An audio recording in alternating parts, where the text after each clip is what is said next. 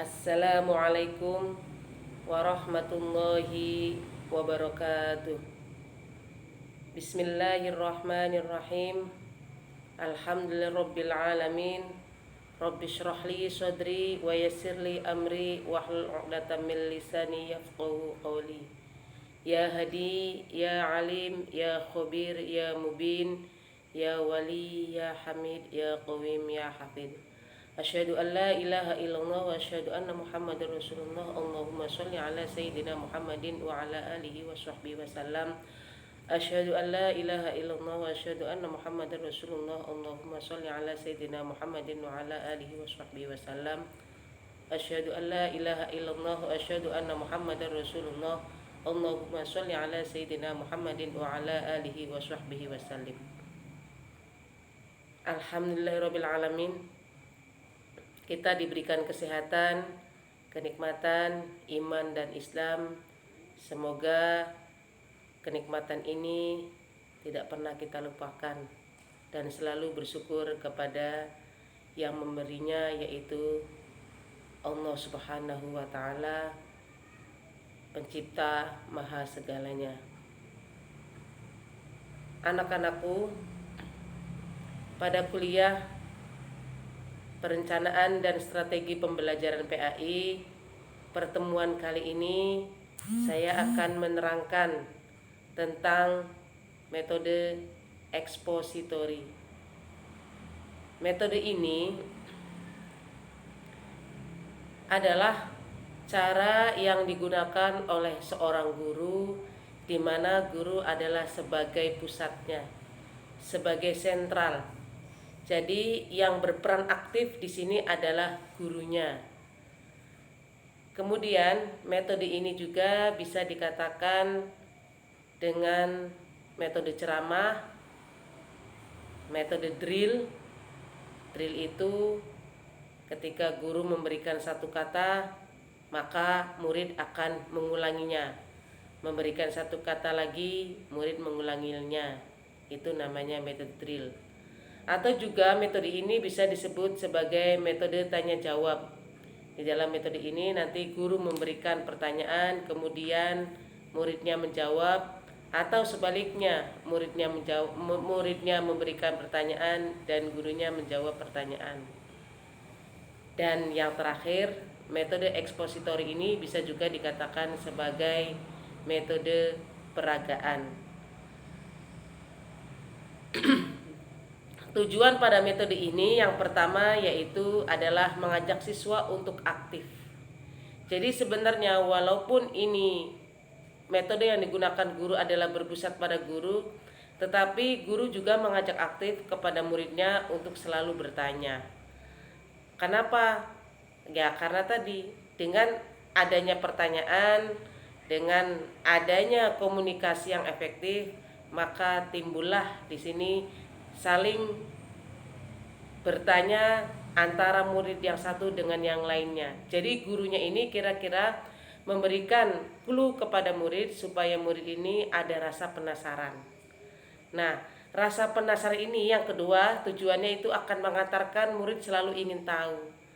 Ketika selalu ingin tahu, maka murid selalu bertanya, apa yang dirasa pengalaman yang dia dapatkan atau pengetahuan yang didapatkan itu belum maksimal, sehingga rasa ingin tahu ini akan muncul suatu permasalahan dan permasalahan tadi akan ditanyakan oleh gurunya. Yang ketiga, tujuan dari metode ini yaitu memotivasi siswa untuk selalu belajar aktif. Jadi ada motivasi dari guru supaya murid tadi itu selalu aktif dengan cara tadi bertanya ataupun ditanya. Jadi selalu dimotivasi, karena kalau tidak dimotivasi karena berpusatnya pada guru, nanti yang terjadi adalah pasif. Dan yang keempat, tujuan dari metode ini yaitu suasana belajar mengajar kegiatan ini terbuka. Artinya boleh muridnya tadi itu yang banyak bertanya atau sebaliknya guru yang banyak bertanya. Kemudian ada tahapan-tahapan dalam metode ekspositori. Yang pertama yaitu adalah tahap penyajian. Karena tadi saya sudah menerangkan di awal bahwa guru sebagai pusat, Maka di sini bagaimana guru mengantarkan penjelasan itu melalui bahasa yang mudah dipahami oleh siswanya. Ketika pelajar ini adalah usia SD, maka gunakanlah bahasa yang sesuai dengan anak usia SD. Ketika pelajar ini adalah usia SMP atau SMA, maka bahasa yang digunakan adalah disesuaikan dengan usia anak ini. Kenapa? Dengan bahasa yang mudah dipahami, bahasa yang mudah dicerna, maka akan mengantarkan anak untuk cepat lebih paham. Yang kedua yaitu tahap penyajiannya adalah intonasi suara. Nah, ini seorang guru diharapkan intonasi suaranya itu harus jelas, dengan nadanya yang jelas. Ketika melafalkan A, B, C, D-nya itu jelas. Kemudian biasanya guru itu suaranya lantang. Kalau guru suaranya tidak lantang, maka murid tadi banyak ya mungkin tertidur. Karena apa? Dengan kelembutannya, kemudian suaranya tidak terdengar, apalagi duduknya di belakang, yang terjadi adalah seperti dalam buayan, sehingga muridnya banyak yang tidur.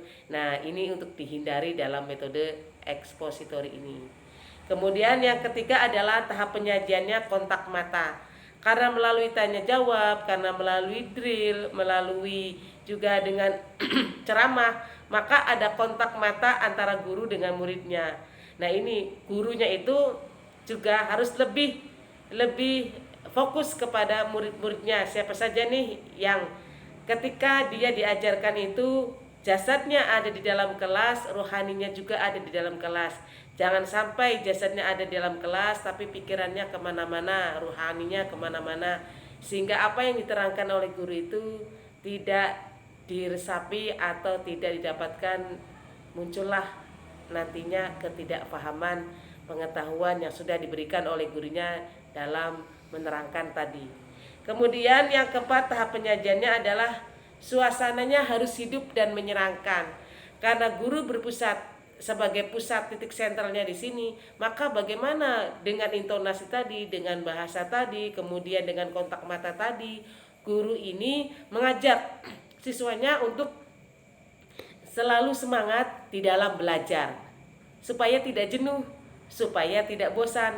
Maka tadi salah satunya adalah memberikan pertanyaan kepada muridnya. Kalau dilihat muridnya ini sudah mulai kurang respon, atau mungkin juga didekati, atau juga mungkin tadi dengan ganti tanya jawab. Kalau ceramahnya sudah bosan, kemudian bisa juga dengan drill. Tahapan yang kedua adalah dalam metode ekspositori, yaitu adalah korelasi. Tahap korelasi ini yaitu memperbaiki atau meningkatkan kualitas kemampuan berpikir secara motorik ya. Jadi tadi bagaimana supaya anak itu rasa ingin tahunya lebih, supaya anak itu respon terhadap guru. Karena tadi komunikasi yang efektif dari guru tadi, maka terjalinlah suasana yang menyenangkan. Ketiga, tahapnya yaitu tahap menyimpulkan. Nah, guru sebagai pusatnya, maka guru harus bisa menyimpulkan. Yang pertama yaitu mengulang inti materi. Contohnya, ketika kita menerangkan tentang metode ekspositori, maka kita ulang-ulang arti kata ekspositori, terus berulang-ulang. Kemudian inti-intinya adalah tahapannya 1, 2, 3, 4, 5. Nah, atau kalau dalam mata pelajaran seumpama budi pekerti, maka akhlak. Akhlak itu ada 3 contohnya. Akhlak kepada Allah Subhanahu wa taala, akhlak terhadap sesama manusia, akhlak terhadap lingkungan. Terus diulang-ulang. Kemudian akhlak kepada Allah itu bagaimana? 1, 2, 3. Akhlak kepada lingkungan itu seperti apa? Akhlak kepada sesama manusia atau sesama ciptaan itu seperti apa? Nah, itu dengan sering mengulang-ulang inti materi, maka anak tadi yang mungkin lupa atau belum paham, dia akan mendapatkan pemahaman yang lebih. Kemudian yang kedua, tahap menyimpulkan yaitu memperbaiki pertanyaan, yaitu dengan cara memberikan pertanyaan kepada siswa. Setelah tadi dengan cara mengulang-ulang, kemudian memberikan pertanyaan. Pertanyaannya seperti bagaimana contohnya akhlak kepada Allah Subhanahu wa taala. Nah, kemudian berpindah lagi kepada murid yang satunya lagi. Kalau dalilnya kita selalu berakhlak mulia kepada sesama manusia itu apa? Sehingga dengan cara memberikan pertanyaan ini akan memberikan ingatan kepada siswa, kepada murid terhadap inti-inti dari materi tersebut. Yang ketiga, tahap menyimpulkan, yaitu membuat mapping atau pokok materi. Jadi grand teorinya itu ditulis atau kita buat peta tadi. Jadi inti-intinya apa? Ketika ada akhlak, bahwa itu ada 3, kita buat seumpama segitiga. Akhlak kepada Allah di atas, ke kanan adalah akhlak kepada sesama ciptaan, kemudian di kirinya adalah akhlak terhadap lingkungan. Kita buat garis segitiga. Jadi manusia itu tidak terlepas dari 3. Ini contohnya seperti itu.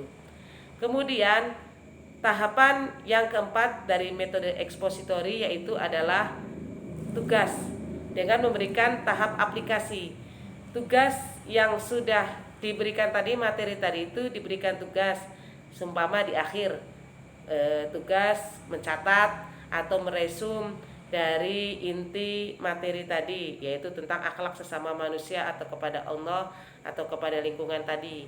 Bisa juga dengan melalui aplikasi ini adalah dengan melalui tes, yaitu kita buat tes di akhir pertemuan, baik itu bisa multiple choice, bisa kemudian deskripsi, dibuatlah di situ. Jadi nanti tahap aplikasi ini akan mengukur sejauh mana pemahaman anak ini terhadap materi yang sudah diberikan oleh gurunya. Apakah persentase di dalam satu kelas itu 70% atau mungkin di bawahnya, sehingga tadi akan ketahuan bahwa di dalam metode ini keberhasilannya sampai berapa persen. Untuk itu, semua metode mempunyai kelebihan dan juga mempunyai kekurangan. Di dalam metode ini yaitu ada kelebihannya. Metode ekspositori, kelebihannya yang pertama adalah guru mengontrol urutan dan keluasan materi. Jadi bisa, karena guru tadi yang memberikan arahan bahwa sebagai pusatnya, maka guru di sini akan mengurutkan 1, 2, 3 urutannya. Kayak tadi, seperti akhlak kepada Allah Subhanahu wa taala dulu, kemudian akhlak kepada sesama manusia, baru akhlak terhadap lingkungan. Nah, ini karena gurunya sebagai pusatnya, maka bisa gurunya sendiri yang mengontrol urutan-urutan materi tersebut. Yang kedua yaitu metode ekspositori bisa dilakukan dalam jumlah kelas yang sangat besar. Karena kalau kelas yang sangat besar, jika tidak dengan menggunakan ceramah, ini tentunya akan membutuhkan tutor-tutor yang banyak. Tetapi dengan adanya metode ceramah ini, bisa guru sebagai pusat dan yang lainnya saling mendengarkan. Kemudian yang ketiga kelebihannya yaitu bisa melihat siswa. Dengan adanya metode ekspositori ini, guru sebagai pusat, dia akan melihat kepada siswa-siswa yang ada di hadapannya. Namun kekurangan dari metode ekspositori yaitu adalah hasil siswa hanya siswa yang mampu mendengarkan keterangan yang baik secara verbal.